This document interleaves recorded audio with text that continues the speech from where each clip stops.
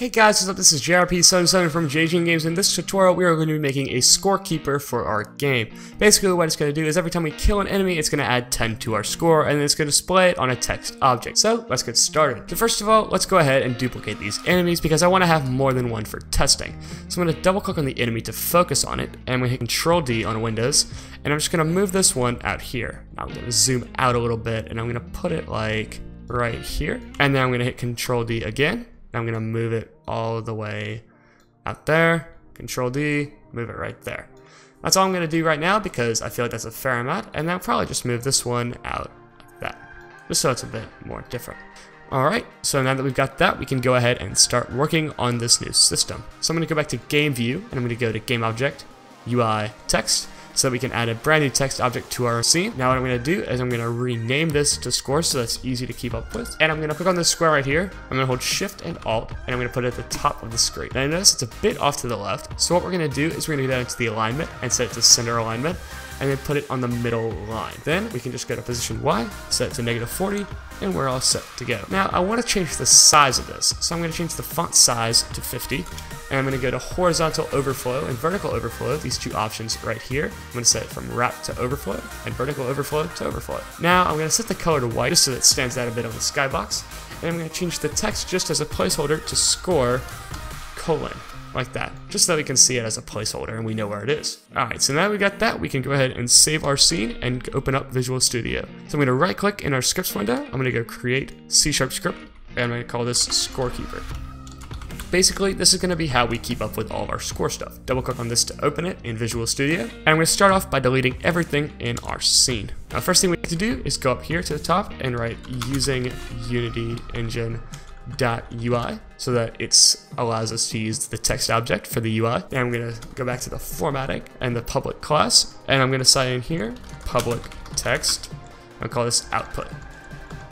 This is going to be where we actually output out our score. Then I'm going to create a public int, and I'm going to call this score. Then we create two more variables, and these are going to be how we actually determine our score.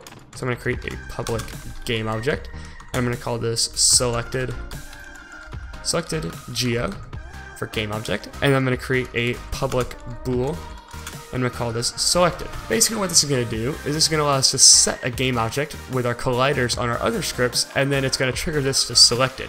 Now if this variable is triggered and there's no game object here, meaning if it's destroyed it will be gone from this variable, then it's going to add 10 to our score. So what I'm going to do now is go to the update function, and I'm going to say if selected geo is equal to null and selected, then inside of here we're just going to write score plus equals 10, and then we're going to say output dot text is equal to quotations score : space, need to have that space, plus score dot toString double parentheses semicolon, and then underneath that we're just going to set selected is equal to false. It is very important that we do this in this order so that it changes the score and then it outputs that score, and then it sets selected to false, so that it does it in this order and that it actually works. So now I've got that, I'm going to make sure I save that and hop back into Unity, and we're going to drag this on top of our _gm object. Now on here, we're going to set the output to score, and then we're going to leave the rest the same because we'll set this in our scripts. So now we need to actually change our attack stuff. So we need to open up our arrow script and our melee weapon script because this is how we're going to do it.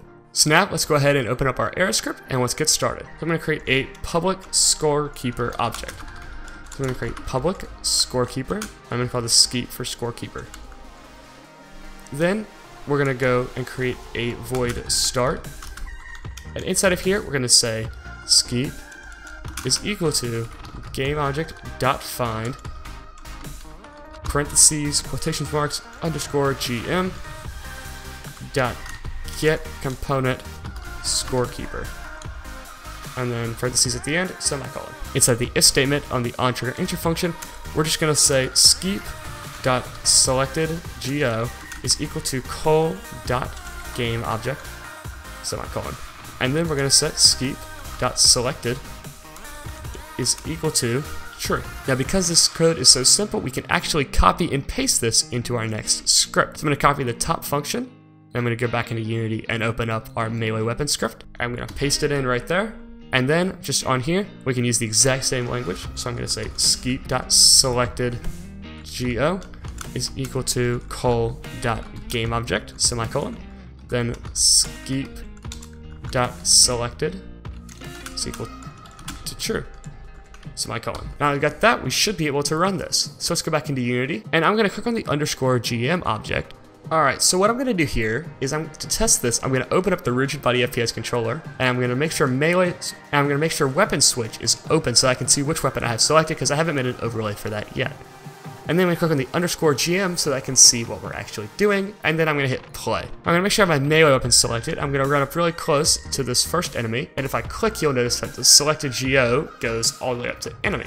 And the more I click, you'll notice that if I click twice, then the score goes all the way up to 10 because the enemy has died. And you can see at the bottom left-hand corner of the screen, the health is at 0. There are so many overlays on the screen right now of what things are going on. Alright, so let's try out the bow weapon. So I'm going to do 1 up right now on my scroll wheel so I can switch. And then I'm going to aim just because I don't have a crosshair. And then I'm going to shoot. I missed the enemy. Shoot again. Now the enemy's health is at 10. You'll notice it's selected again. I can fire again. And again. And as soon as it goes away, scores up to 20. So that's basically a scorekeeping system inside of Unity and our simple game.